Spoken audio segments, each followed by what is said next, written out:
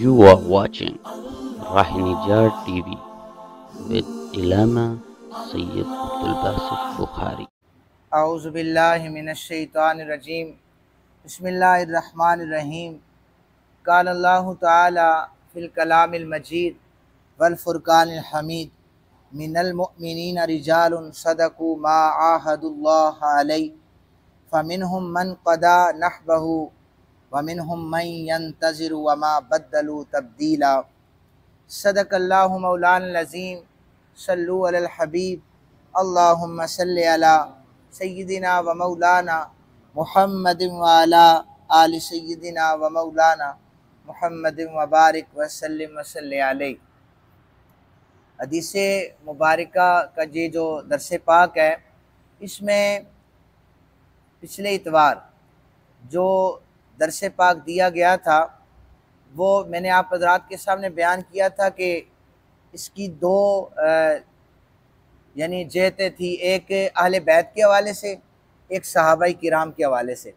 صحابہ کرام کے حوالے سے میں نے اہل سنت کے عقیدے کے مطابق جو ہمارا عقیدہ ہے، ہمارا نظریہ ہے، اس کے بارے میں اہل بیت کے لیے جو ہمارا موقف ہے وہ میں نے آپ حضرات کے سامنے رکھا تھا، اور الحمدللہ یہی ہمارا عقیدہ ہے، نظریہ ہے، اور اللہ تعالی ہم سب کو اسی پر موت عطا فرمائے۔ یہ مسلکی تعصب سے بالا تر ہو کر، اس میں کوئی سنی شیعہ دیوبندی بریلوی والا چکر ہی نہیں ہے۔ ہمارا ایمان ہے کہ نبی پاک صلی اللہ علیہ وآلہ وسلم کی آل سے پیار ہمارے جنت میں جانے کا ذریعہ ہے۔ اسے ہر شخص مانتا ہے، جانتا ہے، پہچانتا ہے۔ اس میں کوئی دو رائے نہیں ہے کہ فلانا مسلک مانتا ہے یا نہیں مانتا۔ کسی بھی مسلک سے تعلق ہو، ایک کلمہ پڑھنے والا جب نمازیں، روزے، حج، زکوٰۃ کرے، بلکہ کعبۃ اللہ کا طواف کرتا رہے، مقام ابراہیم، حجر اسود کے درمیان ساری زندگی نوافل پڑھتا رہے، لیکن اگر مرتے وقت اس کے دل میں نبی پاک صلی اللہ علیہ وسلم کی آل کا بغض ہوگا، ساری عبادتیں ضائع ہو جائیں گی۔ یہ ہمارا عقیدہ ہے۔ حدیث پاک سنیے، حضور نے فرمایا مثل اہل بیتی کا مثل سفینۃ نوح، میرے اہل بیت کی مثال کشتی نوح کی مانند ہے۔ کشتی نوح کا کنسیپٹ ہے نا آپ کے پاس، کہ جو کشتی نوح میں سوار ہوا طوفان نوح کے وقت وہ بچ گیا۔ اہل بیت سے جس نے دامن جوڑا اللہ اسے کامیاب کر دیتا ہے۔ اس دور کے مسلمانوں کی مجھے سمجھ نہیں ہے، اس دور کے مسلمانوں کی ہمیں سمجھ نہیں ہے۔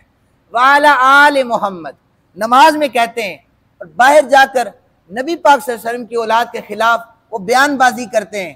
ان کا اپنا مقدر ہے، ان کا اپنا ایمان ہے، لیکن اگر انہیں نہیں پتہ تو اب پتہ لگ جانا چاہیے کہ نبی پاک صلی اللہ علیہ وسلم کی آل ہماری بخشش کا ذریعہ ہے۔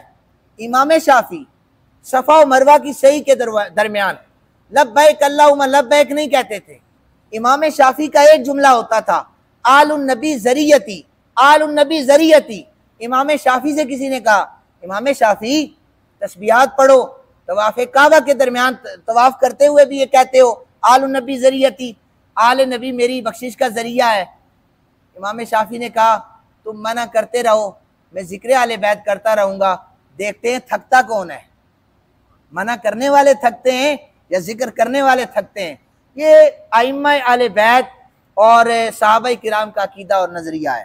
اب صحابہ کرام کے حوالے سے جو میں نے آیت پڑھی ہے، مومنوں میں سے مردوں نے وہ بات سچ کر دکھائی جس پر انہوں نے اللہ سے عہد کیا، پس ان میں سے کوئی اپنی نظر پوری کر چکا، ان میں سے کوئی اپنی باری کا انتظار کر رہا ہے، مگر انہوں نے اپنے عہد میں ذرا بھی تبدیلی نہیں کی۔ یہ آیت مقدسہ جو ہے وہ صحابہ کرام کے حوالے سے ہے۔ ہمارے پاس کسی قسم کا کوئی ترازو نہیں ہے کہ ہم کسی صحابی کو پلڑے میں تولیں۔ یہ جو نمبروں کا کنسپٹ ہے، ایک قوالی کی جاتی ہے نا کہ علی دا پہلا نمبر، یہ ذرا میں آپ کو عقیدہ بتا رہا ہوں، اختلافی بات نہیں ہے، عقیدہ بتا رہا ہوں۔ اب یہاں سے کافی ساری وہ قسمیں پھوٹ پڑتی ہیں، نہیں حضرت ابوبکر صدیق کا پہلا نمبر ہے، حضرت علی کا چوتھا نمبر ہے، حضرت عمر کا دوسرا نمبر ہے، حضرت عثمان کا تیسرا نمبر ہے۔ یہ جو قسمیں یہ میں نے اور آپ نے بنائی ہوئی ہیں، نبی پاک صلی اللہ علیہ وسلم کی بارگاہ میں یہ قسمیں نہیں ہیں۔ ہمارا عقیدہ پتہ ہے کیا ہے؟ ہجرت کی رات جسے بستر دیا اسے علی کہا جاتا ہے، ہجرت کی رات جسے بستر دیا اسے علی کہا جاتا ہے، اور نماز کے وقت جسے مصلی دیا اسے ابو بکر سے کہا جاتا ہے، حیا کا بادشاہ جسے کہا اسے عثمان غنی کہا جاتا ہے، عدل کا بادشاہ جسے کہا اسے عمر بن خطاب کہا جاتا ہے۔ میں یہاں بیٹھ کر یہ کہوں عدل میں پہلا نمبر حضرت عمر بن خطاب کا ہے، حیا میں پہلا نمبر حضرت عثمان غنی کا ہے، مصلی پر پہلا نمبر حضرت ابوبکر صدیق کا ہے، اور شجاعت میں یا علم میں پہلا نمبر حضرت علی کا ہے، یہ میری اور آپ کی تقسیم ہے، نبی پاک صلی اللہ علیہ وسلم نے ایسی کوئی تقسیم نہیں کی۔ حضور نے شانیں بتائی ہیں، ہر صحابی کی اپنی اپنی شان موجود ہے۔ اللہ تعالیٰ ہمیں ہر صحابی سے پیار کرنے کی توفیق عطا فرمائے۔ نبی پاک صلی اللہ علیہ وآلہ وسلم نے فرمایا، اے علی، صحابہ کرام میں حضرت علی کا شمار ہے، اہل بیت میں بھی علی پاک کا شمار اور صحابہ کرام میں بھی ہے۔ فرمایا اے علی، تو دنیا میں بھی سردار ہے، آخرت میں بھی سردار ہے، تیرا محبوب میرا محبوب ہے، اور میرا محبوب اللہ کا محبوب ہے، تیرا دشمن میرا دشمن ہے، میرا دشمن اللہ کا دشمن ہے، اس کے لیے بربادی ہے جو میرے بعد اے علی تجھ سے بغض رکھے، اے علی تجھ سے بغض رکھے۔ میں نے آپ کو بتایا تھا کہ مجھے اس مسجد میں روکا گیا ہے، یہ آپ کیا کر رہے ہیں، کہیں آپ شیعہ تو نہیں ہیں؟ لیکن الحمدللہ مستند ادارے سے ہم فاضل ہیں، تو یعنی حضرت علی پاک کا ذکر کرنے والوں کو کہتے ہیں یہ شیعہ ہیں۔ میں نے آپ کو بتایا تھا ہم ایسی برگزیدہ ہستیوں کو کسی کی گود میں نہیں دے سکتے، ہمارا ایمان کا مسئلہ ہے ان ہستیوں کا ذکر کرنا۔ یہ صحابہ کرام میں سے نبی پاک صلی اللہ علیہ وسلم کے گھر میں بھی حضرت علی کا شمار ہے، در والوں میں بھی حضرت علی پاک کا شمار ہے۔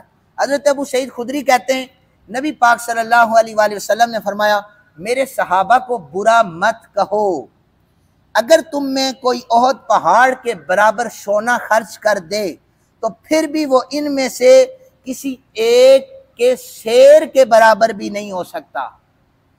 احد پہاڑ جتنا سونا اور شیر کتنا سا اتنا بھی صحابہ کے برابر نہیں ہو سکتا۔ حضور نے فرمایا میرے صحابہ کے بارے میں اللہ تعالیٰ سے ڈرتے رہنا، میرے بعد انہیں اپنی گفتگو کا نشانہ نہ بنانا۔ جو صحابہ کی تعریف پر پرفیکٹ ہے میں ان کی بات کر رہا ہوں، نشانہ مت بنانا، کیونکہ جس نے ان سے محبت کی اس نے میری وجہ سے ان سے محبت کی، جس نے ان سے بغض رکھا اس نے میری وجہ سے ان سے بغض رکھا، جس نے انہیں تکلیف پہنچائی مجھے تکلیف پہنچائی، اور جس نے مجھے تکلیف پہنچائی اس نے اللہ تعالیٰ کو تکلیف پہنچائی۔ اس لیے ہمیں پتہ ہونا چاہیے کہ صحابہ کی فہرست میں 1,24,000 صحابہ کرام کم و بیش جو اس دنیا میں آئے ہیں، انہوں نے تبلیغ دین کا کام کیا ہے۔ میرے اور آپ کے پاس کوئی ترازو نہیں ہے انہیں تولا جائے۔ حضور نے فرمایا جب تم لوگوں کو دیکھو میرے صحابہ کو برا بھلا کہتے ہیں تو انہیں کہو کہ تمہارے شر پر اللہ تعالیٰ کی لعنت ہو، اللہ کی لعنت ہو۔ کچھ ایسی ہستیاں ہیں کہ ان کی زندگی میں معاملات رہیں، صحابہ کرام کے آپس میں معاملات رہیں، یہ بات بھی ہے۔ انہیں اہل سنت کے نزدیک اس پر سکوت ہے، وہ ممبروں سے بیان نہیں ہوتے۔ مجھے آپ کو یہ سوال نہیں ہوگا کہ فلاں صحابی کا آپس میں کیا رولا تھا، انہوں نے یہ جنگ کیوں کی تھی، انہوں نے یہ کیوں نہیں کی تھی، یہ رولے مجھے اور آپ کو نہیں پوچھے جائیں گے۔ ہمیں صرف اتنا حکم ہے کہ جس پر نبی پاک صلی اللہ علیہ وسلم کی نظر پڑی ہے اس کی شان بیان کریں، اس کی فضیلت بیان کریں۔ تنقیص کا پہلو یا ان کی شان گھٹانے کا پہلو یہ اہل سنت کے عقیدے کے خلاف ہے۔ دعا کریں اللہ تعالیٰ ہم سب کو صحیح معنوں میں عقیدت صحابہ کرنے کی توفیق عطا فرمائے۔ وما علینا الا البلاغ المبین۔